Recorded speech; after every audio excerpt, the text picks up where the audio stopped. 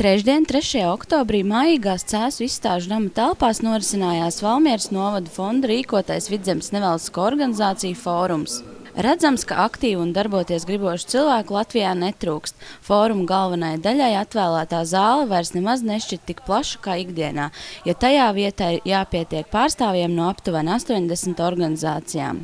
Šī fóruma vienojošais temats – savstarpējā sadarbība. Pasākums sniedz iespēju organizācijām nevien pastāstīt par sevi, apmainīties ar pieredzi, bet arī uzmeklēt jaunus dombiedrus citu organizāciju vidū, lai nākotnē par savām interesēm varētu cīnīties jau vienotiem spēkiem.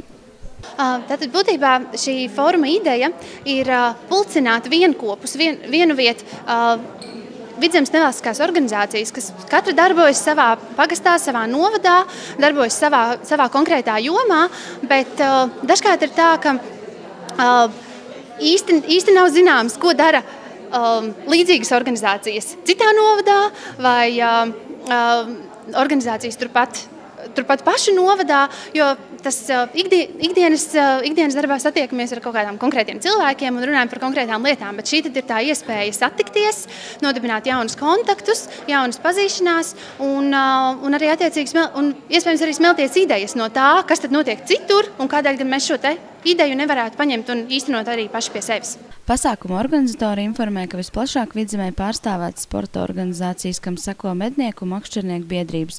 Arī kultūras pārstāvju netrūkst, taču salīdzinoši mazā skaitā ir sociālā sektora nevalstiskie aktīvisti, kuru problēmas bieži vien ir vissmagākās. Cīnāmies ar likumdošanu, sakārtošanu, kuras pārsvarā ietekmētu invalīdu biedrību attīstību. Galvenais mērķis panākt valsts finansējumu mūsu organizācijām no valsts budžeta, kā tas ir civilizētajās valstīs, piemēram, Lietuvā un Igaunijā. Mums iznāk paradoksāli, ka jāpelna pašiem, jāapmaksā komunālie maksājumi, un tā tālāk administratīvie izdevumi, un tas prasa lielu darbu, ieguldījumu, lai sarūpētu līdzekļus mūsu uzdevumu un mērķu sasniegšanai. Problēmas lielākas vai mazākas ir gandrīz ikvienā jomā. To atzīst ne tikai nevalstisko organizāciju pārstāvi. Fórumā ar lekciju uzstājās arī Valsts kultūra kapitāla fonda direktors Edgars Vērpe. No iesniegtajiem projektiem šobrīd mēs varam atbalstīt varbūt katru trešo, un no pieprasītajiem latiem, no viena pieprasītā lata, tas iespējamais atbalsts pagaidām ir 17 centīmi apmēram. Tas ir tas, teiksim, ir 6-kārtīgs naudas pieprasījums, lielāks nekā ir iespējas, un 3-kārtīgs ir tas, projektu pieprasījums. Tā mūsu pieredze ir tā, ka puse no noraidītiem projektiem ir kvalitatīvi, kas normālos apstākļos būtu atbalstāmi, valstī nepieciešami un kultūras attīstībā nepieciešami. Diemžēl tas finansējums ir tā, kāds viņš ir.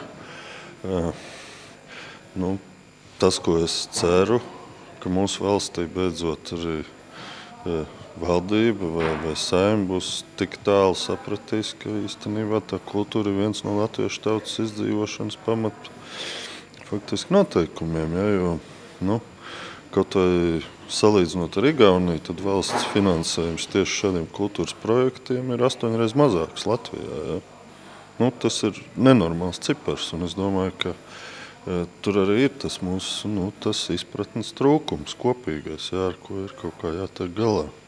Tomēr noslēgumā secinājums ir viens – spēks ir sadarbībā, uz ko norāda arī pasākuma apmeklētāji.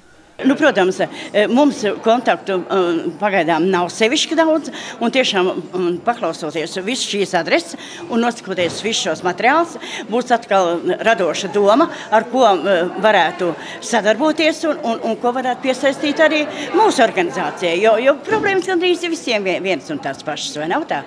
Jāmeklē tikai sadarbības partneri un jāmeklē arī sadraudzība, lai mēs varētu kaut kur aizbraukt pie viņiem un lai viņi varētu arī pie mums kaut kur atbraukt.